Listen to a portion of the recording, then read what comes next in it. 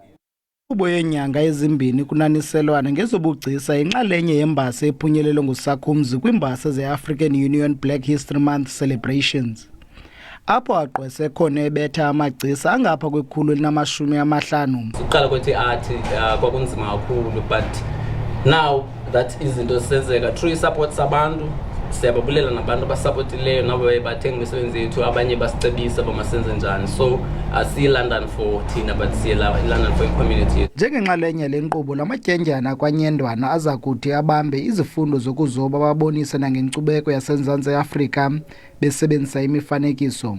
Isifuyisa uba kudala sama, kudala si-aplaya kwezinye competitions, kodwa but ke kule competition siye sachungwa. So sivuya kakhulu, ndivuya kakhulu, andikwazi noyithetha. Kodwa eli phupha lingangafezeki njengokuba abandakwe befuna imali esondele kwi-50,000 yeerandi. Siphelelwe lixesha for uaplaya for i-visas and itrip yethu kusa-accommodator kwelaa cala. Abayikhuphi itrip, imali ye-plane tickets ne-visas nezinye izinto. So si-stressed kakhulu. Abandakwe bakwanyendwana kulindeleke balishiye eli ekupheleni kukaJuni, njengokuba le nkqubo yonaniselwana ngezobugcisa iza kuqala ngoJulayi iphele ngoAgasti. Kwiindaba ze-SABC, ndingumcebisi Ngqina, ndiseGqeberha.